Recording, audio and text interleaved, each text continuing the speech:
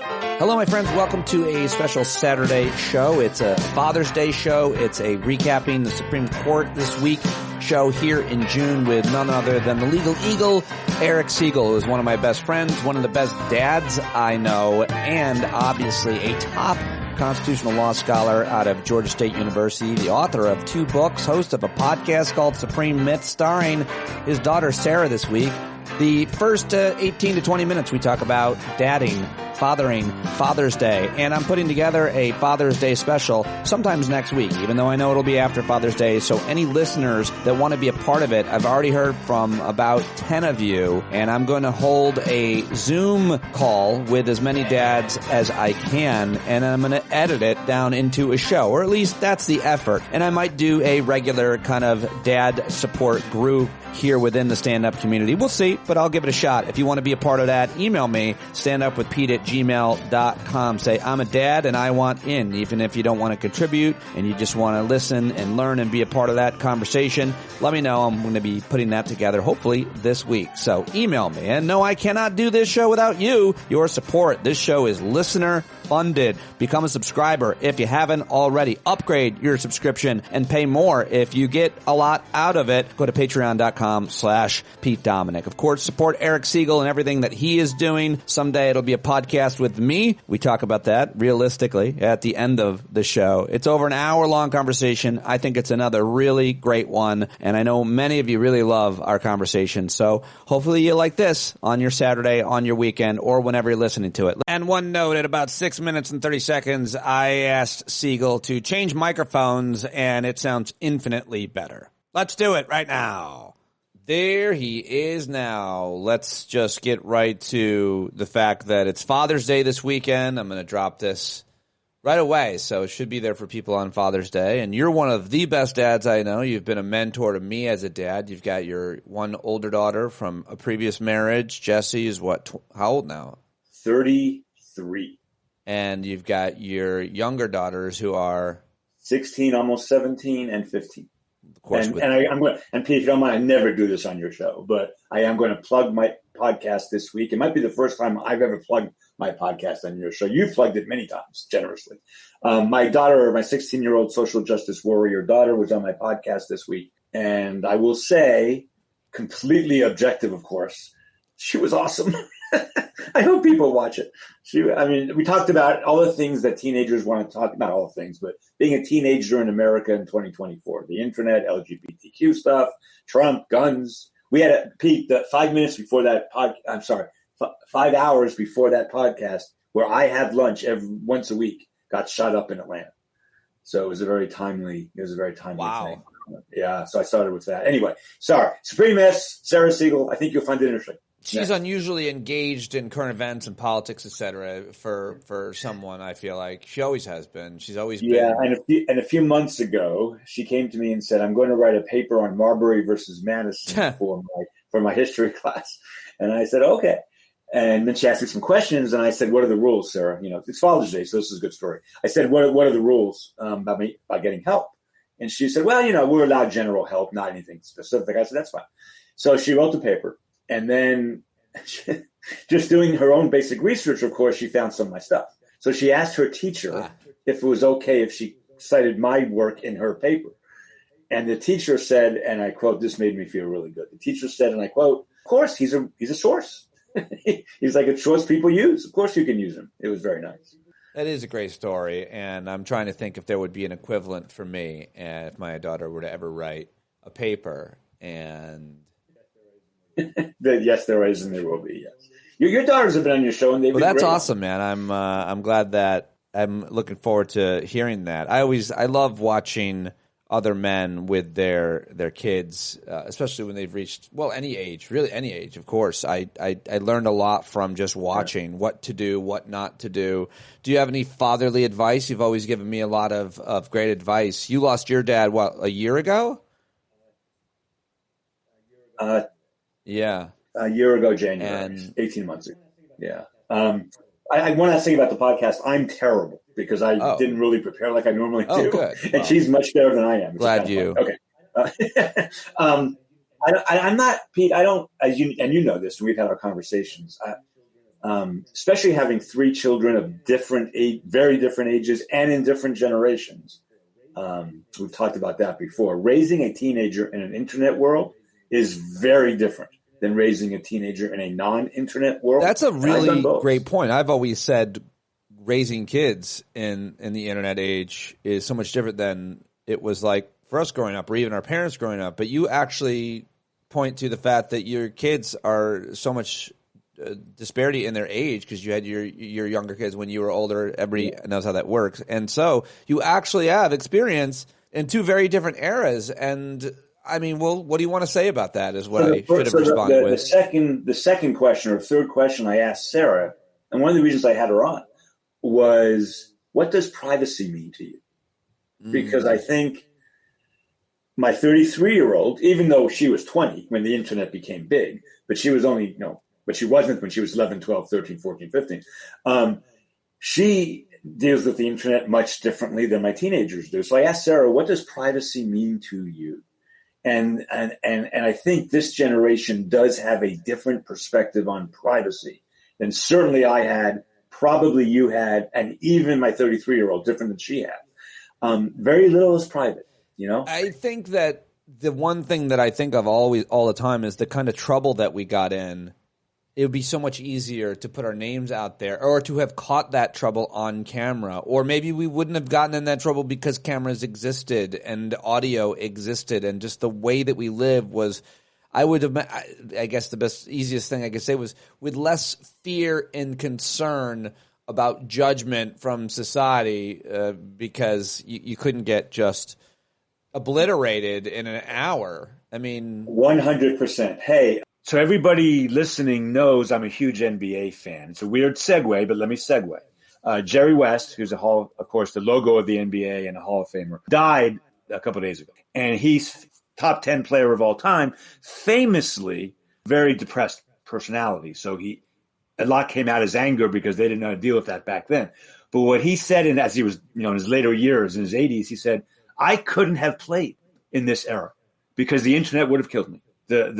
My sense of I just could not have had that criticism all day, every day, 24/7. This is one of the greatest basketball players of all time. I thought it was interesting. So I do think, Pete, that we all should care less about what other people think in the ego sense. We should care a lot about what people think in terms of treating them well. But in the ego sense, we should think less about it. That's hard, especially for you, for me, for people, who kind of do public things. That's hard. The internet has made that much harder, and I see it in my kids and their friends.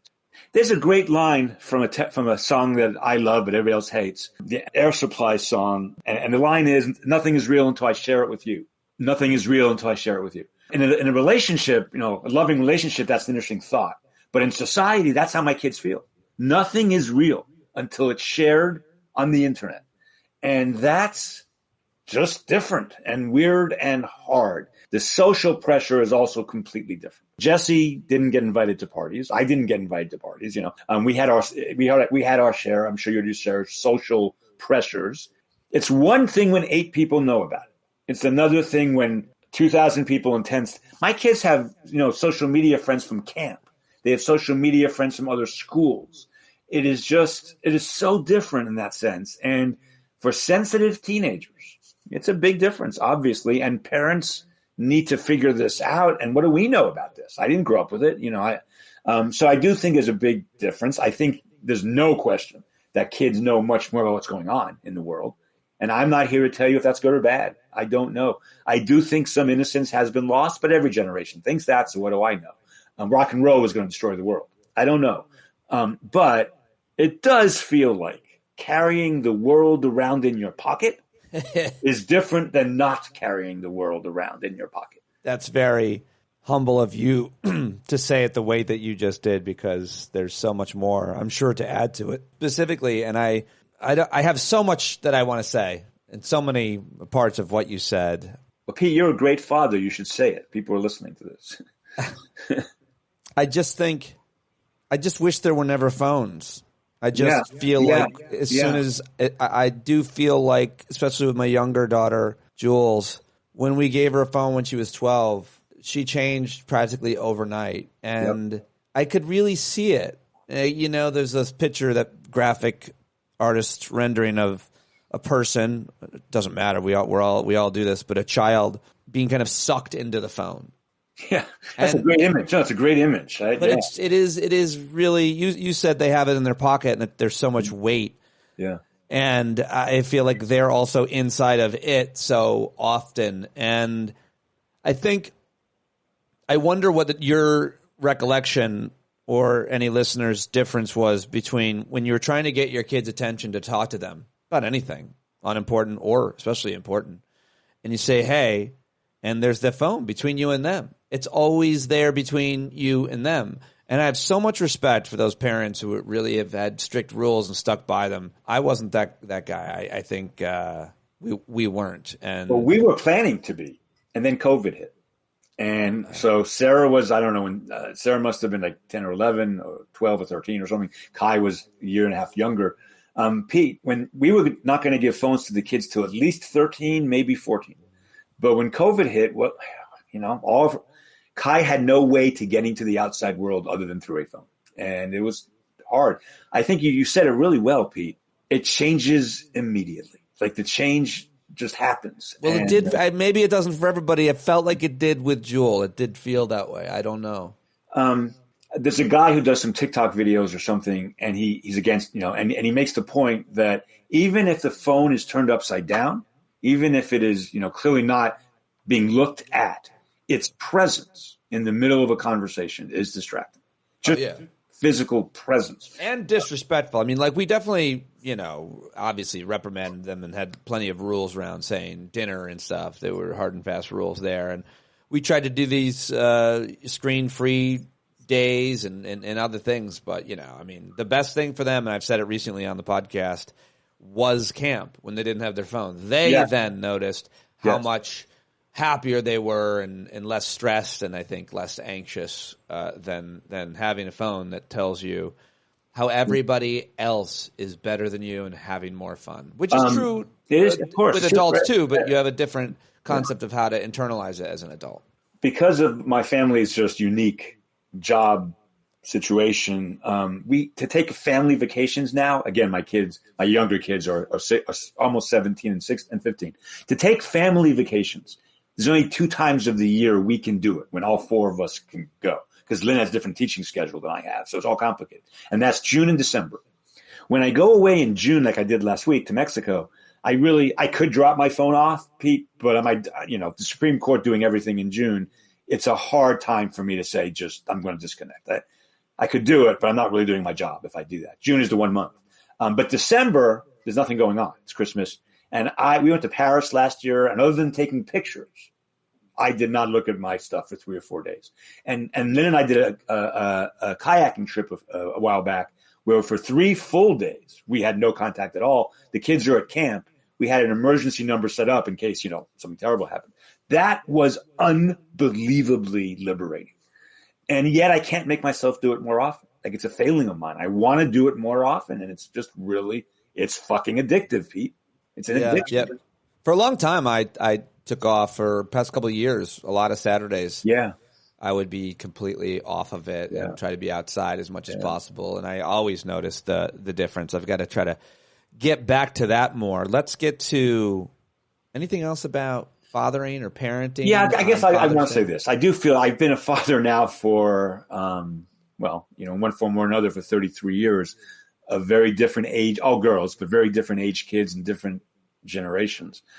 And I think, and this could be my personal bias because as I've said on this show, my dad was a big businessman and he wasn't home when I was a kid. I just wasn't home. I spent much more time with my best friend's father than my own father. He wasn't home physically, he wasn't present? Both, but mostly physically. He traveled all the time. He worked for American Express, traveling all over the world. So the one thing I would say, again, with that disclaimer that I'm probably more sensitive to this than some, I love my dad and we had a great relationship later in life. We did not have a great relationship when he was working. We just didn't. He worked too hard. Show up. What did that look like? So maybe he'd be home in time for dinner once or twice a week. There would be many weekdays when I never saw him. I go to, he'd come home at 9:15. I'd already be in my room doing homework or whatever.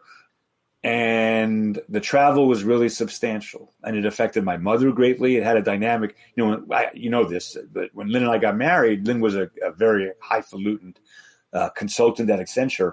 And I told her, I'd love to have kids with you. That's wonderful. But your travel has to be minimized, because I'm not going to do to my kids what my dad did, whether that's me or you. And Lynn knew that going in. Now, we both travel some, but not like my dad did. Did you have problems with your dad as a result? Did you have fights with him? Did you have words with him? No, just my brother at my wedding gave a toast to shared memories and how shared memories make relationships to some degree. I just don't have memories as a kid of my dad doing fun things. Like I remember him coming home late, and I certainly remember. I've said this before on your show, Pete. This sounds horrible. I don't mean this in the way it's going to come out. He got me amazing tickets to concerts and sports, and that was very much appreciated when you're 13, 14, and 15 sitting in the second row at Madison Square Garden watching the Knicks, or the fifth row on Broadway singing the opening of Chorus Line. Did he go with you? No. Well, then, yeah, that's the thing, right? Like he gave you these nice things, but he didn't. Being present is obviously. So my point there was show up. True for friendships too. Show fucking up. Even if you're there in spirit, which is not good. I'm not suggesting that, but it's better. They at least know you're there. And it's getting harder and harder for that to happen, I think, with phones and everything else. So I would just say show up. Love them and show up. Well, it's also easier because of phones. I mean, certainly our relationship has been mostly over a device. Yeah. And you have always shown up for me in that way as a result of the access. Yep.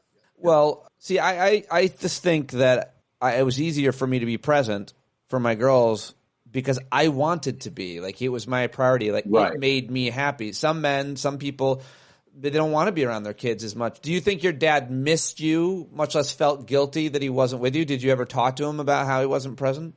On his I'm going to answer your question, I promise. On his 70th birthday, my brother, who's 3 years younger than I am, the three of us went rafting down the Grand Canyon. And my dad was 70 years old, which is actually, that's giving me hope these days. At 66, I look at myself and I go, I'm fucking old.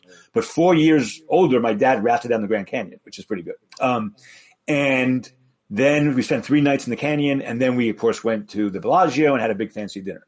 And my dad asked me at that dinner, and my brother, I wasn't around for you guys when you guys were growing up. Do you hold that against me? Do you resent that for me? I could see why you would. Like, we had a really good conversation about it. And my answer was, I think you were part of a generation of men who did that. I knew no home husbands growing up. Not a one. None of my friends had a father who stayed at home. I grew up in Long Island. Most of my friends' fathers were successful businessmen or lawyers or doctors, and they all worked 60, 70 hours a week. That's what they did. And the mothers took care of the kids. In my case, my dad would have said when he was alive, my mother was smarter than he was. My mother was number 1 at McGill when she graduated in Canada.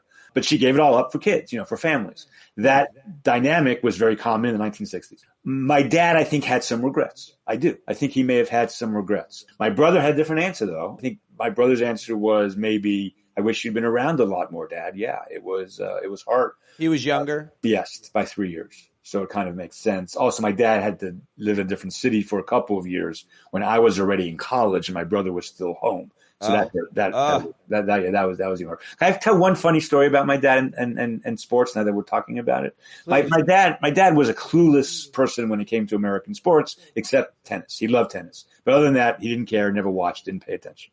He ran the credit card division at American Express during the 1970s. And at some point in the early 80s, middle 80s sometimes, he had a different company. He was at a dinner honoring Bill Bradley, the United States Senator and former New York Knick, Hall of Famer New York Knick, person who my dad, he was in New York when Bill Bradley was on the New York Knicks championship teams. And my dad introduced himself to Bill Bradley and vice versa. They were sitting next to each other. And my dad said to Bill Bradley, "What did you do before you were a senator?" And that's people in the audience don't understand. In 1985 America, Bill Bradley was a major figure. Like, he was everyone, United States Senator, Hall of Fame. How many Hall of Fame basketball players have been United States Senators? Answer 1. So that was kind of funny. And that's my dad was incredibly smart, but also can be clueless, and I think he passed that down to me in the absent-minded professor sense of the word. Be there, show up, and be present if you can. Okay, well, you and I both have daughters. How about that for a segue into the Supreme Court decision that will affect our daughters? At this point, people who are interested probably have a pretty strong opinion or reaction or view or understanding of the ruling that came down yesterday on the abortion pill mifepristone, which is, of course, safer than Tylenol and Viagra. And one of the interesting... What's the Viagra thing you're talking about, Pete? Viagra? Is that what is that? What's that for? Yeah, you're as clueless as your dad was about Viagra. That was a tough one for you, but for everybody else, we're laughing. So... before I get into a specific question or take, what is yours on that? So my take was different than most, but then after about 5 hours, this became the take on the left. And then of course, Dahlia Lithwick and Mark Joseph Stern just wrote an amazing piece. I read that. They always do great work, but this one was particularly excellent. I recommend it to people. It's in Slate from yesterday. My takeaway, Pete, is and again, people are going to accuse me here of being like overly critical or something, but I'm pretty sure I know what happened here. So the FDA regulates this abortion drug, which everyone knows is really safe, and they regulate it in a reasonable way. And there was the typical administrative law challenge that today, not yesterday, today worked for guns, right? We'll talk about that. But the administrative law challenge today for guns was successful. This was an administrative law challenge where the court held that plaintiffs had no standing. The name of the case was FDA versus Alliance for Hippocratic Medicine. The alliance was created to bring this lawsuit, Pete. There was no the plaintiff in this lawsuit did not exist. I didn't know that. Yes. So to jump ahead, of course, there was no standing. Even the most conservative constitutional law professors I know, almost all of them except Josh Blackman, agreed that there was no standing in this case. They did it, Pete, because the Republican Party would – I don't want to debate this now. I think Trump's probably going to win. Had the court upheld the lower court decision, I think Trump would have lost. And I think the Supreme Court knows that. Because, again, we're talking 40,000 people in 5 swing states. Lower court said that the pill had to be taken off. And not taken off, but severely made it if much the court harder. had made it – you're saying if the court had made it harder for women to get that drug, it would be more likely that Biden would win, which is what you said about abortion too. So yeah. It would – not Biden. I mean, yes, Biden. But more importantly – Trump would lose. More importantly – in those swing states, Republicans would lose not just the presidency, right? They might lose some other stuff because we know what Dobbs did. We saw it. The midterm elections were so why doesn't that still remain the case? Women's reproductive rights are the only thing that matters. You're saying this would have made the case that much stronger. I'm saying the case was made when Roe was overturned. This would have been a pile on, yes, but you don't think it's enough. But that's not even that. I believe the number is 60% of American women get abortions this way now. Yeah. Again, the way our country is, we can't separate the political effects of Supreme Court decisions from the ridiculous way we do elections in this country, especially for president, but across the board. But for president and for senator, I think, a few thousand votes can be a huge difference. And there's no debate over how bad Dobbs was for the Republican Party. Like, no one is debating that. I think the same thing would have happened again. It would, again, they're doing this to us? What's next? And that's the thing. What Democrats would have said, hopefully, they should still be saying it. If the case had gone the other way, the rhetoric would have been, first there was Dobbs, now they're taking the abortion drug and making it almost impossible, difficult to get. They're coming at contraception next. That's what they're coming for. They're coming for contraception. Are you caught up in all the news in the last 48 hours around IVF and the Senate vote and the? Well, I thought you probably the Southern Baptist Convention thing. Those two issues. The Southern Baptists voted against use of IVF, and in the United States Senate they took this vote about supporting IVF, and Republicans voted against it. And then Rick Scott, the former governor and now senator from Florida, has just cut an ad of him defending IVF, meaning they're tearing themselves up on IVF. Don't you think that matters? I mean, I'm asking you for your political take now, but I think I think women's reproductive rights is a losing issue for Republicans. And what gets me upset is if people, not you, is if it is so obvious that this court is not going to do anything to seriously harm the Republican Party. It's just not. That's not to say everything they do helps it. It's not to say there aren't some cases here and there where maybe the Republicans don't get their way. My mentor is a guy named Mark Tushnet, and he was a Georgetown, then Harvard law professor. He's just retired. And about a few years ago, he doesn't tweet very much, but he wrote a little article and then he tweeted it out. And what he said was, the next 5 years is easy to predict on these kinds of cases. The court will do nothing to seriously hurt the Republican Party. The court will do a lot to make it look like they're hurting the Republican Party. And those are two different things. So people hear court finds no standing, FDA abortion drug doesn't get changed, and they say, oh, Republicans don't like that. No, in fact, Republicans like that. It's the Republican Party that doesn't like that, like the leadership. So the court is not going to hurt the Republicans electorally. And this would have hurt a lot the Republicans electorally. That is the view of, I would argue, from what I've seen, a lot of mainstream Supreme Court scholars, right? That it's so political that the court won't make decisions that will negatively impact the Republican Party, but they'll have the appearance of somehow looking like that. Yes, exactly. And that explains the one redistricting case we had that didn't go all that kind of helped them a little bit. But again, if you look at the, of course, universe of redistricting cases, all they've done is help the Republican Party, generally speaking. Why was this case brought if it was going to be such a sure loser on standing? And who is Matthew Kacsmaryk, and why does he matter so much? He is a district court judge in Texas. He's reviewed, so he's a trial judge. And the Fifth Circuit is the circuit that reviews his cases. Because he's an idiot and an asshole and he's terrible, and he keeps enjoining Democrat things, and enjoining means stopping. So on Twitter, thanks for that translation. A lot of people on the internet ask the very question you just asked. You have your pulse on the nation as always. Why, if this case was so easy, it was 9-0. Thomas wrote a concurring opinion, but it was still 9-0. And this was a real 9-0. Some 9-0s aren't real. This was a real 9-0 case. The answer to the question is, Pete, I never thought I would say these words. And I never said them before. Here's a headline. I've never said the following sentence. The Fifth Circuit has now gone so rogue that it is actually worse than the Supreme Court of the United States by a substantial margin. And so if you're in the Fifth Circuit, you can say and do anything. There's no limit. There's no bad argument in the Fifth Circuit anymore. If it's pro-Republican, if it's pro the culture wars of the Republican Party, there's just nothing. So no, the district court should have dismissed it for lack of standing. The Court of Appeals should have affirmed that, and you never would have heard of the case. It would have gone away. The Supreme Court wouldn't have taken it.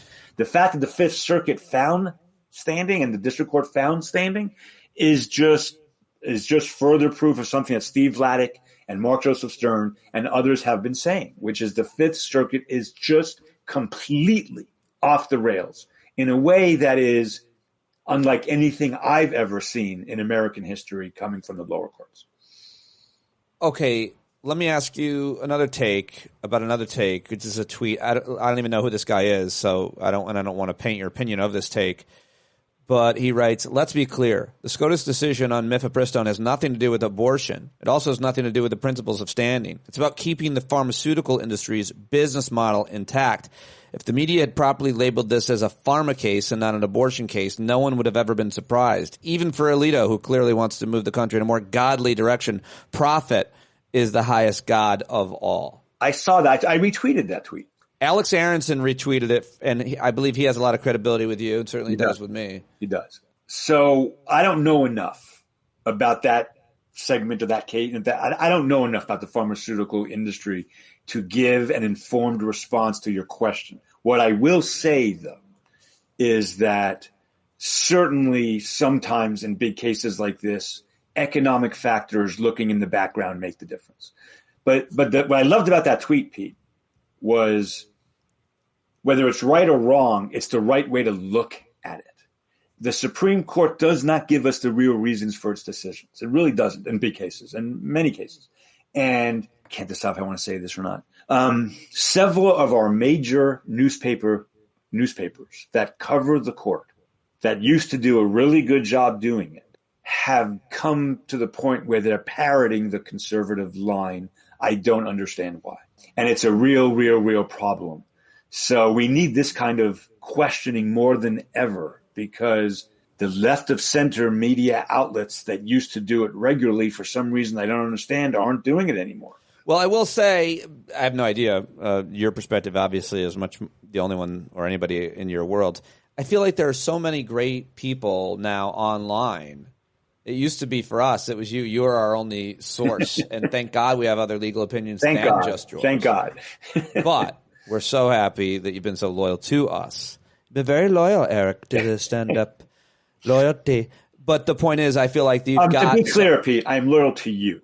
Not necessarily the show you surround yourself. Fair enough. Well, we've got so many, I'm saying, other, opinions and sources out there to follow on legal Twitter and on blogs. And you mentioned Dahlia and Mark Joseph Stern and so many others. So I feel like that's where a lot of people are getting at least a good amount of their information. So that's a great response to what I said. I have to think about it. I guess without naming names, I can't make my point specifically, and I don't want to name names yet. That may come. I will say that the reporter for the Washington Post who covered the Supreme Court retired. And for most of his career, I thought he did a very good job.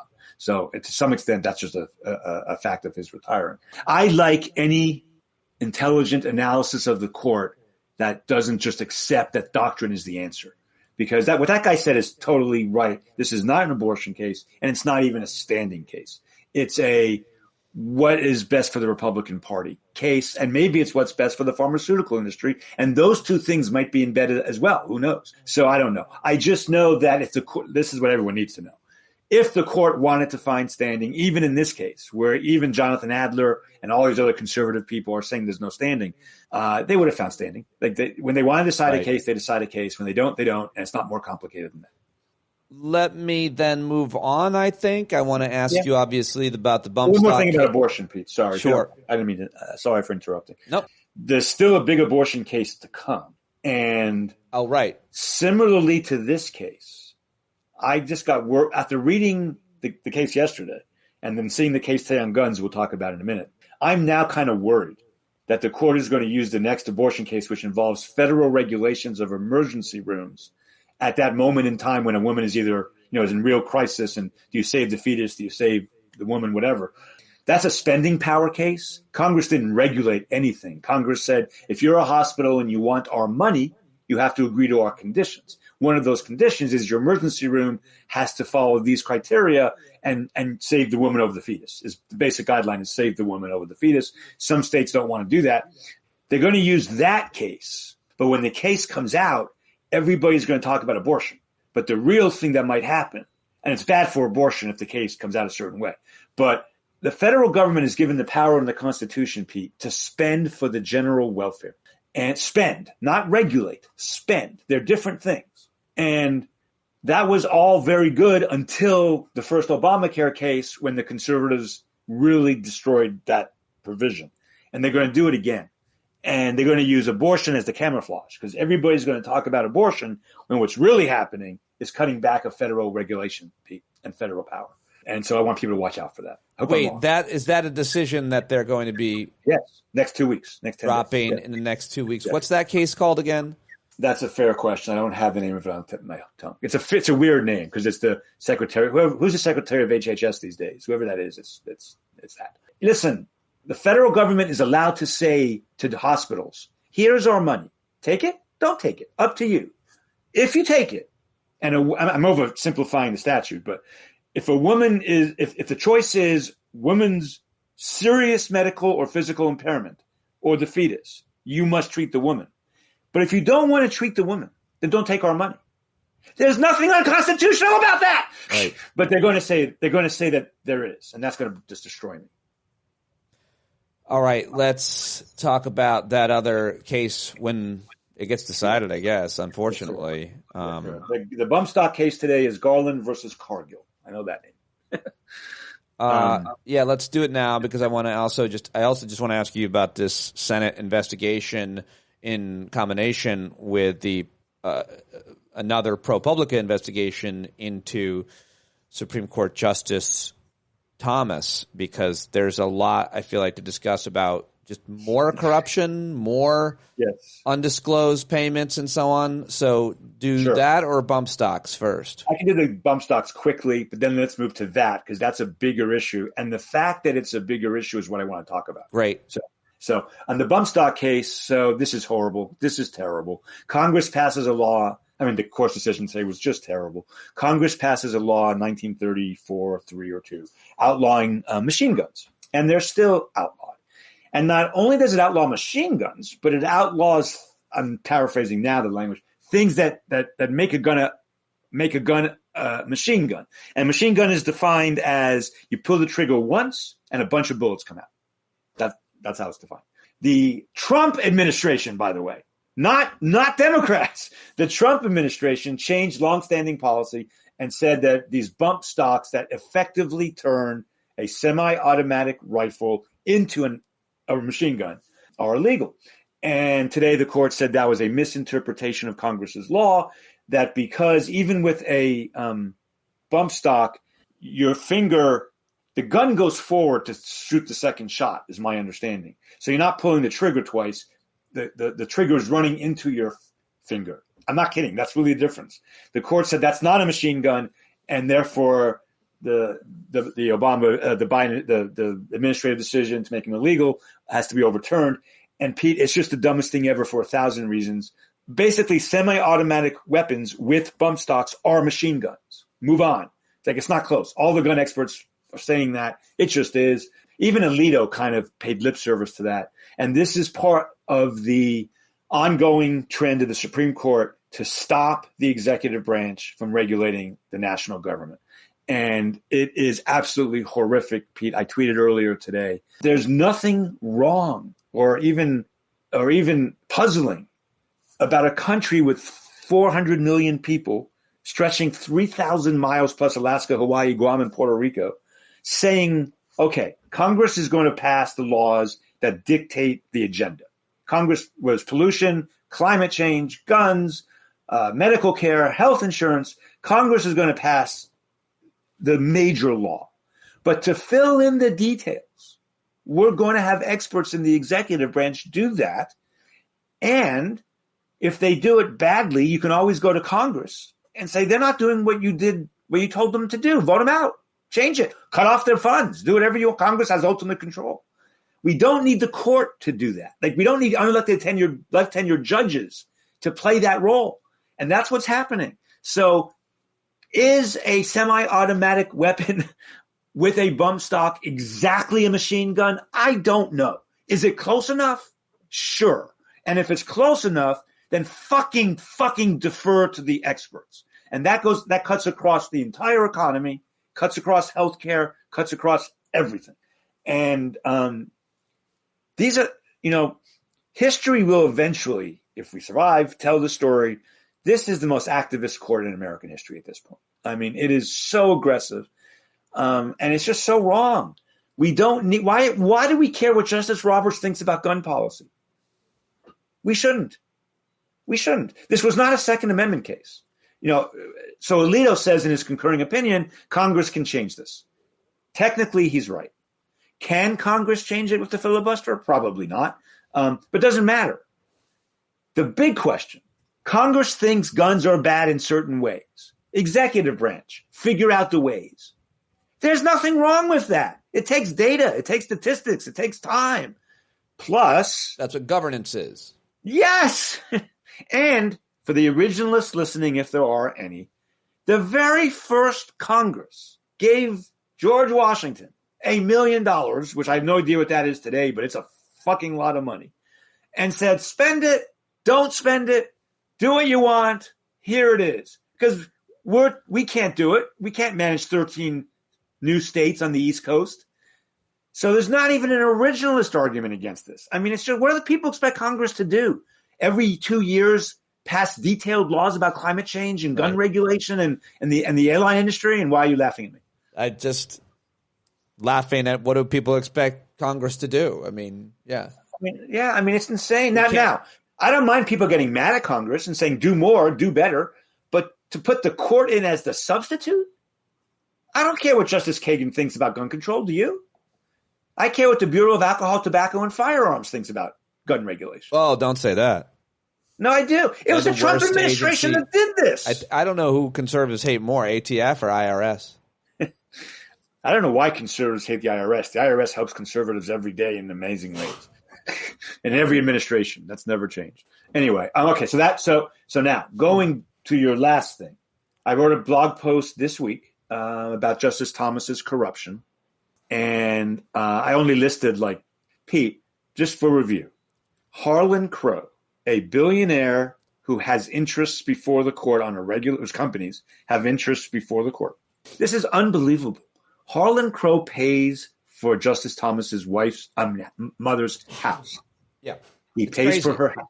He paid for his grandnephew, who he treated as a son, his private school tuition. That was a lot of money. He's building a museum for Thomas in Pinpoint, Georgia. He has given Thomas a $300,000 RV. He has taken Thomas on dozens of incredibly fancy trips. What? Like what? That's corruption. That's just corruption. So what I am going to tell the world is Segal's going to change a little bit over the next few years. And I'm going to say this loudly. We need to stop obsessing about originalism and history and tradition, and even things like affirmative action, guns, and abortion, and all the issues that raises as constitutional law questions. You have a new song that you're going to be singing? Yes. Your new view? Yes. It's what? Well, yes. When I used to give my court is not a court speech, which I've been given now for 12 years, I've given it 100 times. I always used to say at the beginning, I would say, in Russia in the 1950s, Russia's constitution in the 1950s was amazing. Freedom of speech, freedom of religion, freedom of this, freedom of that. But it was all paper. They didn't have any of that. And the judges took bribes, literally took bribes, and they were corrupt.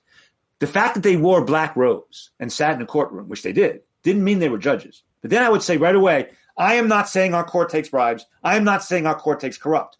My only point of that story used to be wearing a black robe and sitting in a courtroom doesn't make you a judge. What makes you a judge is acting like a judge. That's what makes you a judge. Russian judges in the 50s weren't judges. Supreme Court, United States judges aren't judges for different reasons. Then I go into my speech. Now I can't say that anymore because it's clear to me that Alito and Thomas and maybe others have clearly been bought. They've been bought. They've been sold. They're corrupt. They are engaging in corruption as we speak. Justice Thomas was given so many gifts and so much money that he could not afford on his own, so many privileges he could not afford on his own, that he no longer could look at a case and not think about what would Harlan Crow want me to do. He just couldn't. And that's corruption. Why does the case McCutcheon versus FEC matter? Well, that matters for different reasons. McCutcheon. So an Alabama businessman sent a check to politicians running for office in California. Sent the check. That violated the federal government's limit on aggregated contributions by one person to all politicians. There was an aggregate amount you could give personally to everybody. And there's an obvious point to that. We don't want the billionaires spending all their money, it warps campaigns. The court struck it down. And in that opinion, Justice Roberts said, the only type of corruption that the federal government is allowed to go after when it comes to political campaigns is direct quid pro quo bribery. I'll give you $1,000. You vote this way. I'll buy you a house in exchange for your vote. If it's not that, the federal government can't regulate it. So Judge Posner, while he was still a judge, wrote a piece in Slate, as he did every year with Dahlia and those people at Slate. And he wrote a piece. Posner said, either Justice Roberts is dumb or he's lying. And we don't think he's dumb. Because obviously, the federal government and state governments should have the right to pursue more corruption than simply, I'll buy you a house if you vote a certain way. Decades of what Posner said was, Politicians he wasn't talking about judges, he was talking about politicians. Politicians take these gifts. They know if they don't do what the donor says, the gifts are going to dry up. That's what we know. This happens. So as to Thomas, here degree is important. We're not talking about one gift or three gifts. We're talking about supporting his mother, supporting his son, supporting his own wife, he also gave Ginny Thomas's group $50,000. He's giving Thomas a lifestyle. Thomas can't live without him. No, judges can't do that. That's corruption. Pete, my very last day clerking for my district court judge in Atlanta in 1983, a Republican judge, conservative, extremely good man. We disagreed on everything. Extremely good, decent man. On my last day of clerking, I said to him, Judge, now that I've seen you for 2 years in action, what did you give up to be a judge? He was a very famous lawyer in Atlanta, successful. What did you give up when you became a judge? I'm just curious. And do you regret it? He said, I don't regret it. I love being a judge, but I had to give up something really, really, really important to me. And it's a big sacrifice. I said, what is that? He said, my social life. He said, my social life. I can't have lawyer friends take me to dinner anymore. Right. I can't even really go out with my lawyer friends. I can if they're like lifelong friends that predate, but I can't make new lawyer friends. I'm not allowed, all this stuff. Harlan Crow came into Thomas's life long after he became a justice, not before. That's a really important part of that story too. But when I was clerking and throughout the 90s, when I was dealing with judges on a daily basis in Atlanta, I had 15 students working for 20 judges. 20 students working for 15 judges. Throughout the 90s, they all said that they wouldn't do this shit, Pete. Yeah. They would be, that's not my job. It's not my job. Part of being a judge is giving up that. And there's a reason for that. And that's all gone away. That's all gone. This is the biggest issue in the American judiciary today. It is actual corruption. I just learned that Leonard Leo is now going into law schools.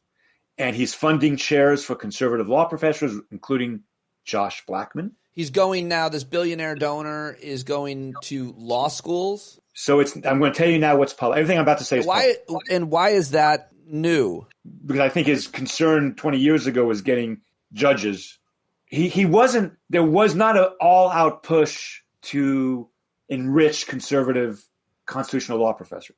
There was a big push for the Federalist Society, but not individual professors and their chairs and their salaries. So Leo went to Cornell, where he went. Leo went to Cornell, undergraduate and law school. And Leo went there and offered them a huge amount of money to open a center of constitutional something that would be run by conservatives. So it'd have to be run by a conservative person. And to Cornell's great, I think, schools don't turn $25 million down. You just don't do that. They did. Mike Dorff was a part of that. They turned it down. Wow. So he went elsewhere. And he went to Texas A&M, and they eventually took the money. Josh Blackman was a serious person and serious law professor until Trump and until the Federalist Society really bought him. And it's really sad. And by the way, I said this directly to him this week. I would never say it on air if I didn't say it to him. I said it to him. And it is sad. And that's happening all over the place. It's very dangerous. Did he react to it? That I'm going to keep quiet. I'm sorry. That was a confidential conversation. Oh. But the substance of it was confidential. Oh. Yeah. Wow. So, well, when I hit stop, I want to know. I just want to say I don't insult people I know unless I'm willing to say it to their face. I won't say it publicly. Oh, that's good character. I like that. I would never have said this to you and your audience had I not said it to him. Right. First. Fair enough. I appreciate that. Okay, so finally, I want to ask you, this week we heard these secret recordings that were made of Samuel Alito and his wife, who apparently is German. And I didn't know that. I have other names for her, but go ahead. Well, I told you privately, and I haven't really thought that much about this, but I just generally don't like secret recordings. I think I just don't think it's great. I'd be interested in hearing anybody's arguments. Obviously, I think Alito and his wife are terrible people for all kinds of reasons. I just generally don't like that. But then I saw Mark Joseph Stern, who you mentioned earlier over at Slate.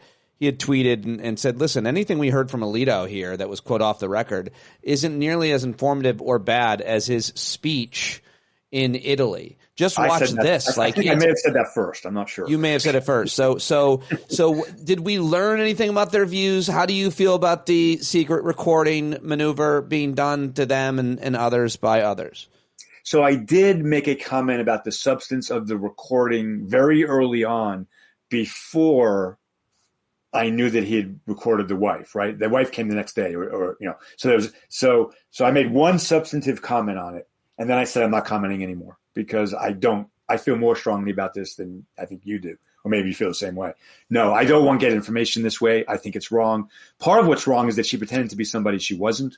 That's a problem for me, the interviewer. Yeah. If she had said, I'm a progressive, I'm here to find out your views and I want to really, have a knockdown drag out with you, that's a different thing. That's not what she said. She pretended to be an ally.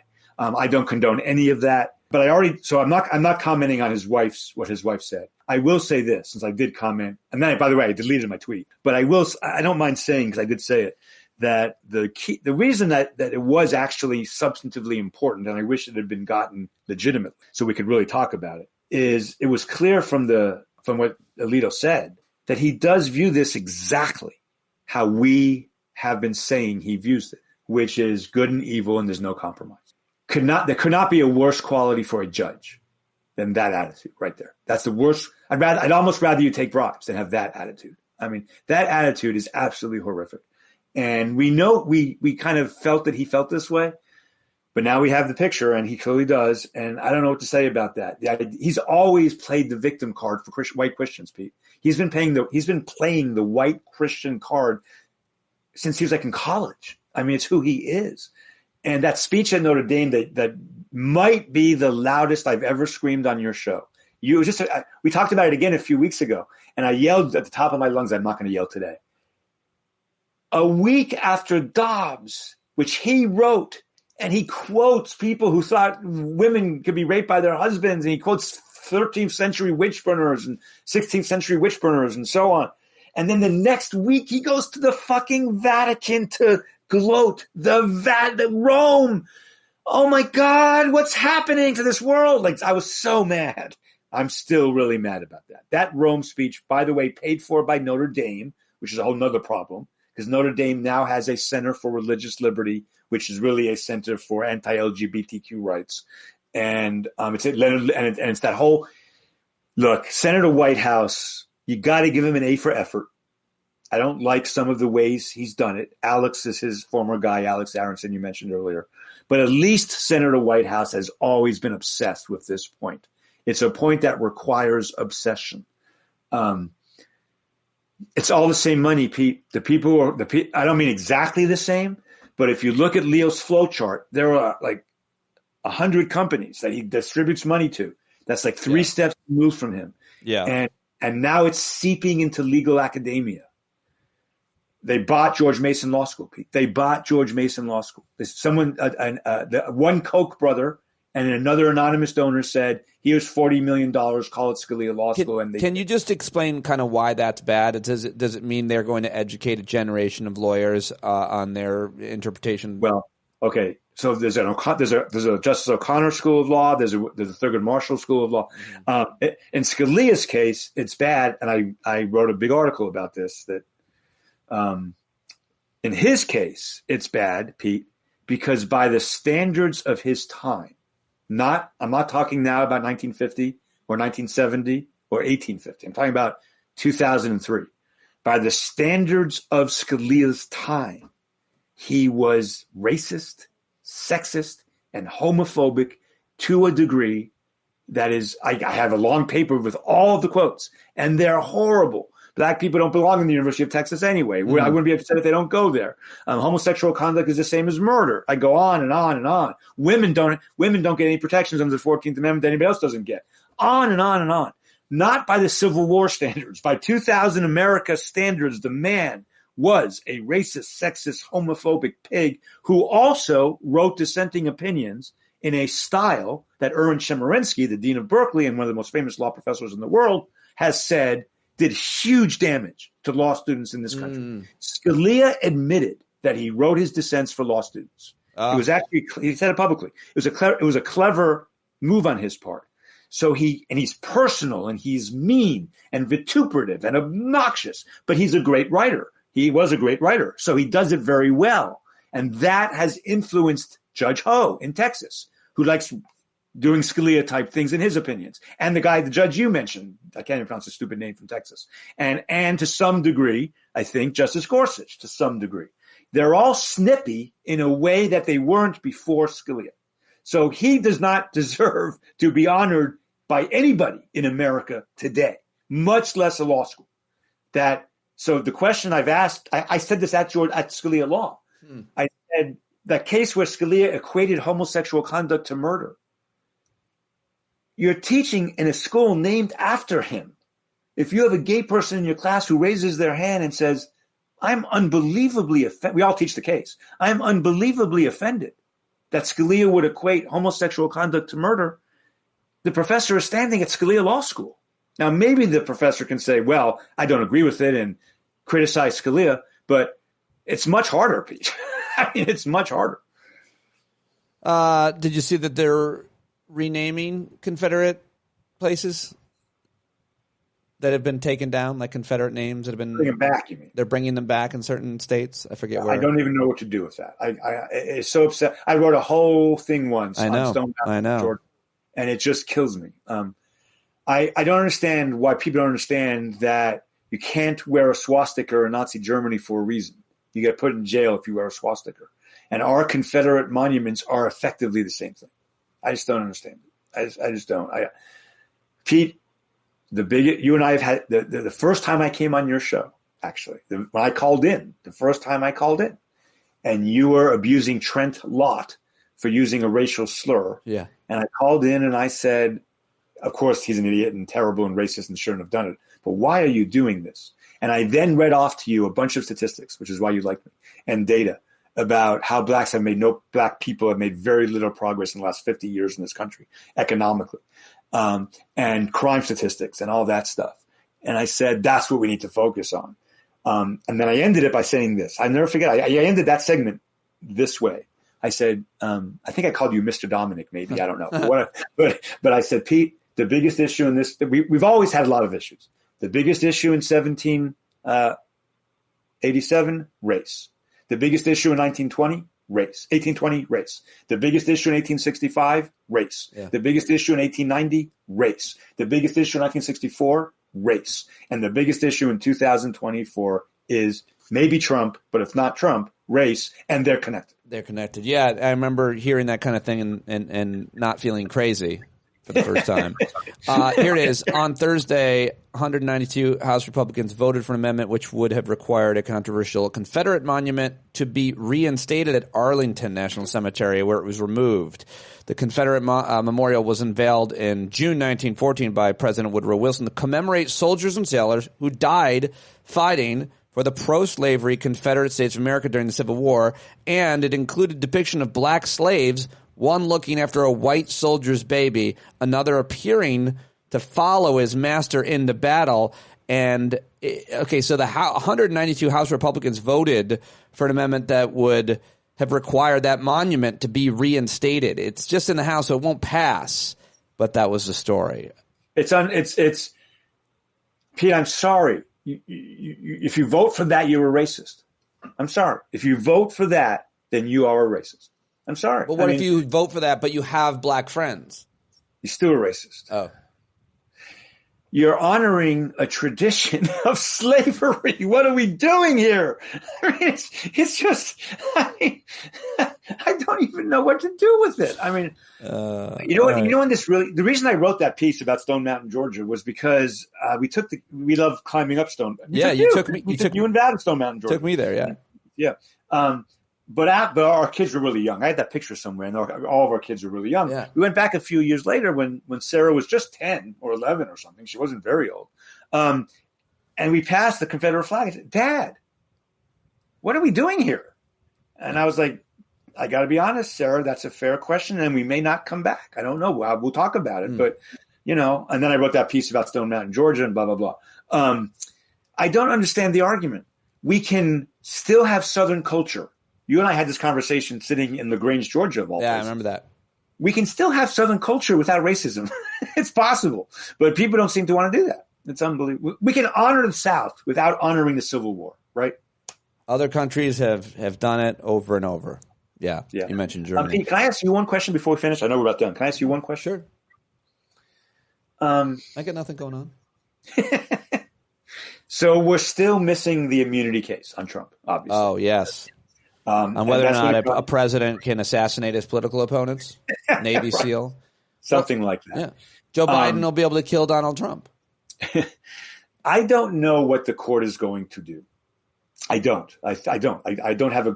I think they're going to. I don't have a strong prediction for this, but it doesn't matter. And what I want to ask you is, how do I get to the media in a way to say to them the substance of the opinion, unless they do something really crazy, which they might, but the substance of the opinion doesn't matter.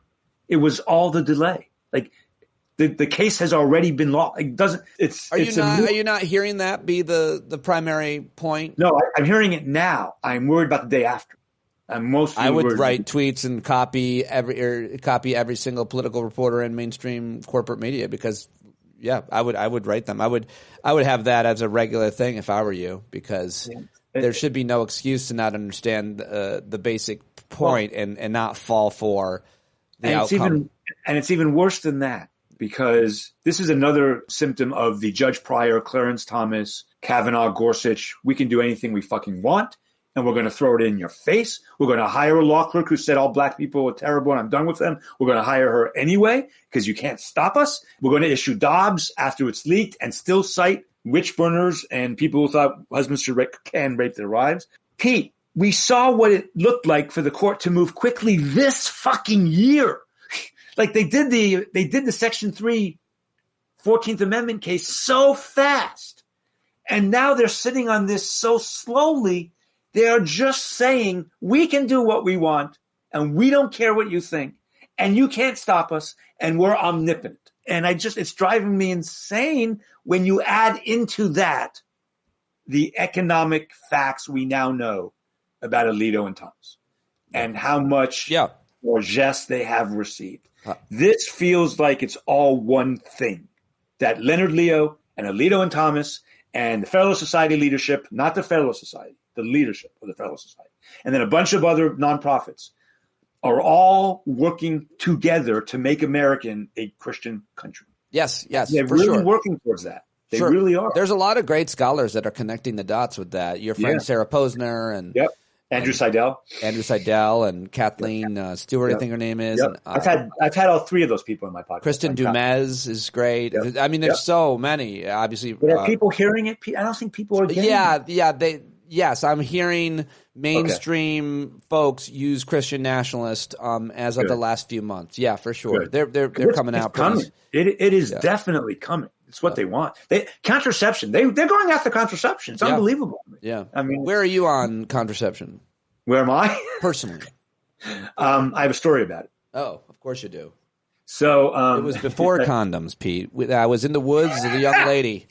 And it was very long time ago. And you mean rhythm doesn't work? Things were getting hot, and I put a poison ivy leaf around my. After Sarah and Kai were born, giving me 3 children, and I was 48 or 9 or I was 50. I was 50 when Kai was born. I went in to get snipped. I think I've told this story on your pod before. I'm sorry, but I went in to get snipped, and my kids were little, and for some reason, they both loved to eat frozen peas, which is something I'll never understand.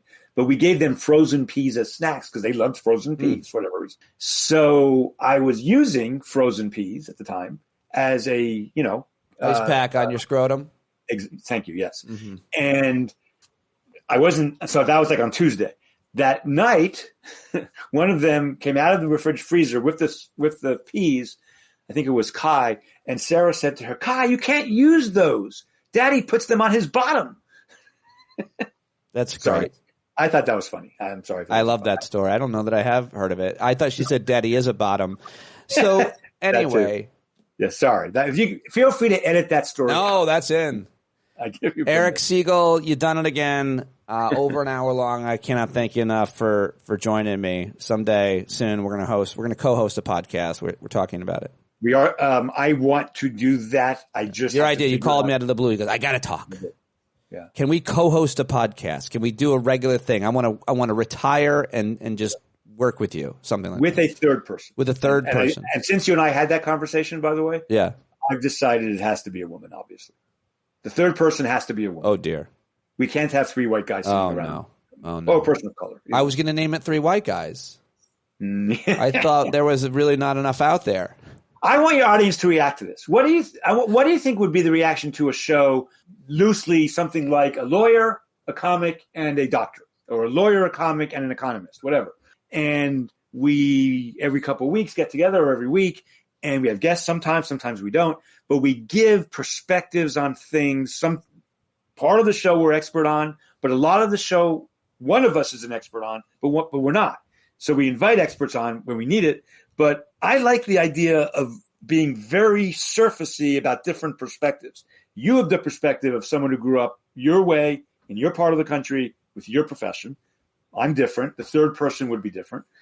And I think that has potential. Yeah, Plus, no, we're definitely doing it. It's definitely going to happen. You just got to. I need to go further than the pull the Supreme trigger. Court. It's killing me. It's just killing. I need something else. We're here waiting for you. Thank you very much for joining me. Thank you, my friend. Appreciate it. Well, there you go. Segall, huh? We did it. Hope you liked it. If you want to be a part of my Father's Day special, remember, you want to join that group, email me now, standupwithpete@gmail.com. Thanks so much for listening today. Please tell Eric you appreciated him joining us, however you contact him on Twitter especially, and have a great weekend to you dads, a great Father's Day. Hope to hear from you. Jon Carroll's a great dad. He sings us in and out each and every day. Take it away, John. When you're tired of begging, saying pretty please, that's the time you gotta finally get up off of your knees. When you can't see the forest for the burning trees, you got to stand up.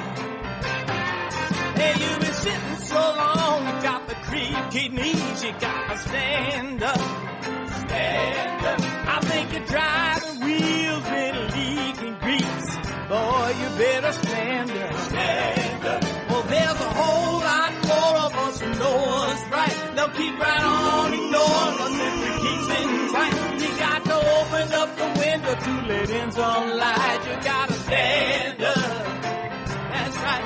You got to rise up. You got to stand up. You got to stare the devil straight in the eye. We got to let him know it's his turn to go. See it clear when all you hear is a lie. So get up off of your butt, get down off of your fence. Even if it ain't a very friendly audience, well, they'll begin to listen when you start making sense. And you stand up, stand up. No need to point your rifle to defend your town. Just stand up, stand up. You know they can't deny you what you're laying down. Boy, you better stand up, stand up. Show your face of every color, yellow, black, red, and brown. She's the place where every lost child will finally be found. There's only one thing to do before we stand our ground, and that's stand up, stand up. Well, the founding fathers saw a land for all. They had to stand up, they had to stand up. They had a keen imagination for a crystal ball, drawing all the plans of a stand up. But all they had to go on was the time they were in, with other causes for laws, and since they weren't even sin, they knew that change was gonna come before the change would begin. They had to stand up. All right, they had to stand up. We got to stand up. We got to look the devil square in the eye. We gotta let him know it's his time to go, and make it clear when all we hear is a lie. Why you lying awake wondering where the money all went? It'll be the cost of freedom that'll go unspent. You can see him flee the scene of that experiment if you stand up. Alright, we got to speak up, we got to reach up, and raise your voice in every way you know how. Don't be toes up, you got to show up. Ain't no better time to do it but now. No need to pledge allegiance to no wanton tribe. Rise up, show obedience to the voice inside, and listen well and it'll tell you not to run and hide. It says stand up.